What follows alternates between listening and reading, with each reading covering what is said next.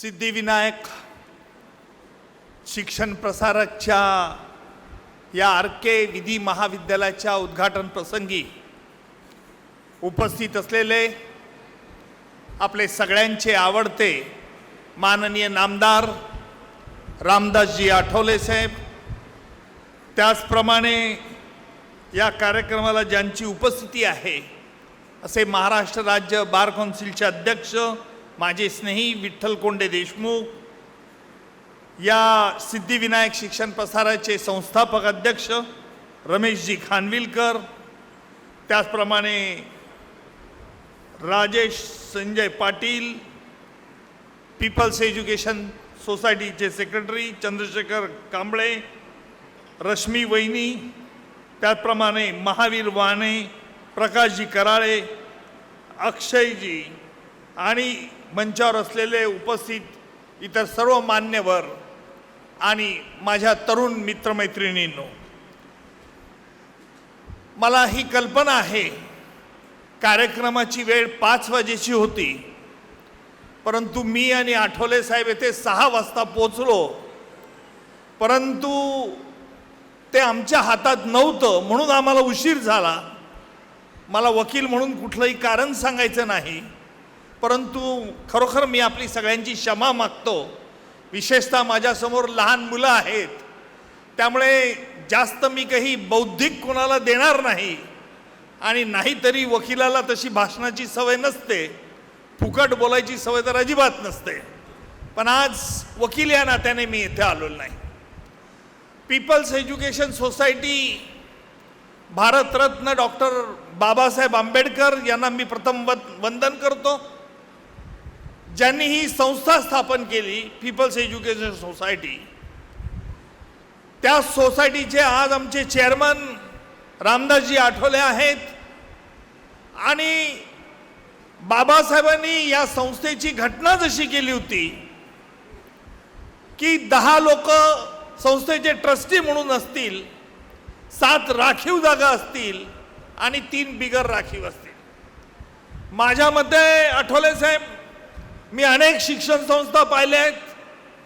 मी एका विद्यापीठाचा law फॅकल्टीचा dean देखील होतो, परंतु कुठलीही महाराष्ट्रातली शिक्षण संस्था अशी नाही की ज्यांनी काही विशिष्ट जागा वेगवेगळ्या क्षेत्रातील लोकांना ठेवलेल्या आहेत. म्हणून आज मला मुद्दामून बाबासाहेबांची आठवण येते, कारण बाबासाहेबांचा जो विचार होता, आज या समाजामध्ये जे अनाथ असतील, जे शिक्षणामुळे पीडित आहेत, त्यांना शिक्षण मिळालं पाहिजे आणि संघर्ष करा परंतु शिक्षण घेणं हे जरुरीचं आहे, हा एक ध्यास त्यांनी दिला होता. रमेशजी खानविलकर साहेब, तुमचं देखील अभिनंदन मी करेल, कारण आज हे स्टॉर्मी पाथ आणि वादळ वाट या पुस्तकाच्या आमच्या सगळ्यांच्या हस्तून अनावरण झालं. मी मगाशी आपल्याला बसले असताना विचारलं होतं की आपल्या किती संस्था आहेत, त्यावेळेला आपण अगत्याने सांगितलं की ही आम्ही आदिवासी पाड्यात हे विधी महाविद्यालय काढलंय. विधी महाविद्यालय चालवणं ही सोपी गोष्ट नसते, परंतु तुम्ही एका उच्च उद्देशाने प्रेरित झालेला आहात की कायद्याचं शिक्षण इतर शिक्षणांबरोबर आवश्यक आहे आणि म्हणून आपल्या ज्या इतर अनेक शैक्षणिक संस्था आहेत त्या अशा दुर्गम ठिकाणी आपण काढल्या आहेत. त्यामागचा आपला उद्देश हा एकच आहे की सगळ्या क्षेत्रातील गरिबांनी, समाजातील राखीवांनी शिक्षण घेण्याकरता त्यांना कुठेही अडचण येऊ नये, हा तुमचा उदात्त हेतू आहे. आणि म्हणून खानविलकर साहेब, तुम्ही या अडचणीतून वरती आलात, परंतु आपली अडचण जरी असली तरी ती अडचण आपल्याला इतरांना दाखवायची नाही, हा तुमचा मनाच्या श्रीमंतीचा भाग आहे. आणि म्हणून मी तुमचं देखील खास या निमित्ताने अभिनंदन करेल. आपले चिरंजीव रितेश, माझी रितेशची कधी ओळख नव्हती, ज्यावेळेला मी इथे आलो त्यावेळेला भक्कम प्रकृतीच्या मुलाने माझं स्वागत केलं.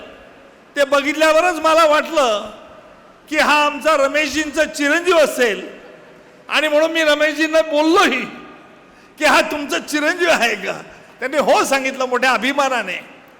आता वकील असल्यामुळे माझा एक छंद आहे की मी ज्या व्यक्तीकडे बघतो, ज्या व्यक्तीचं बोलणं ऐकतो, ज्या व्यक्तीची बॉडी लँग्वेज बघतो, ती व्यक्ती कशा वृत्तीची आहे, कशा प्रवृत्तीची आहे हे सहज ताडू शकतो.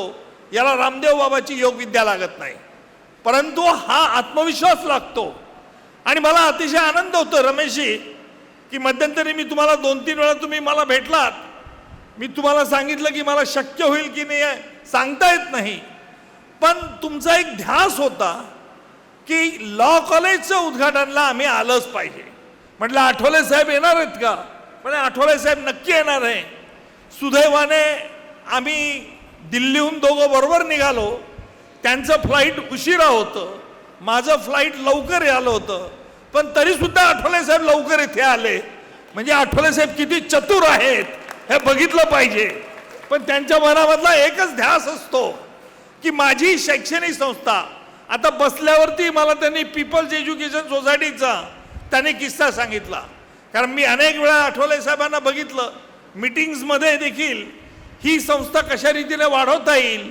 बेंगलोरला किती आपली जागा आहे, औरंगाबादला जागा आहे, आणि हाच ध्यास आठवले साहेब, रमेशजी, खानविलकरजी तुमच्या मनामध्ये आहे. ही गोष्ट मला अतिशय आवडली आहे, हे मुद्दामून नमूद करतो. रमेशजी, तुम्ही ज्या उद्देशाने ही लॉ कॉलेज काढलं आहे तो एक विशिष्ट उद्देश आहे, कारण कायदा हाच आवश्यक आहे. समाजात जर आपल्याला वावरायचं असेल तर आपल्याला कायदा हा आला पाहिजे, समजला पाहिजे. ह्या कायद्याचं शिक्षण परिपूर्ण होतंच लॉ कॉलेजमध्ये असं नाही, परंतु आपल्या अंगात एक आत्मविश्वास असतो. आणि आत्मविश्वास म्हणजे काय? सुसंगत तर्क करता येतं. आता टमॅटो हे फळ आहे का भाजीमध्ये येतं? मी मुलांना हा प्रश्न विचारतो, टमॅटो हे फळ आहे का भाजी आहे? बोला, उत्तर द्या. हा, व्हॉट? फळ आहे. Knowledge is to know the tomato is fruit. पण तुम्ही फ्रूट सॅलडमध्ये घालतात का टमॅटोला? फळ असून घालत नाही. Knowledge is to know the tomato is a fruit, wisdom not to include in a fruit salad. म्हणजे हा फरक आहे. आपल्याला विज्ञान आणि बुद्धी हुशारी, तुम्ही नॉलेज, शिक्षण हे कशातूनही प्राप्त करू शकतात, परंतु बुद्धी हुशारी जर वाढवायची असेल तर त्याला पुस्तकं मिळत नाही, परंतु आत्मविश्वास लागतो. आणि रमेशजी, तुम्ही हे लॉ कॉलेज उघडून या आमच्या लहान मुलांच्या मनामध्ये एक आत्मविश्वास निर्माण केलेला आहे, म्हणून मी तुमचं देखील अभिनंदन करतो. जास्त वेळ बोलत नाही, आपले प्रमुख पाहुणे आणखी बोलायचे. आठवले साहेब ते 2-4 कविता नक्की म्हणणार आहे, आणि माझ्या भाषणाने तुम्हाला आलेला कंटाळा हा देखील निघून जाणार आहे, अशी मी आठवले साहेबांनाही विनंती करतो. आणि त्यांना मी विनंती करतो की आपण इथे यावं आणि मार्गदर्शन करावं.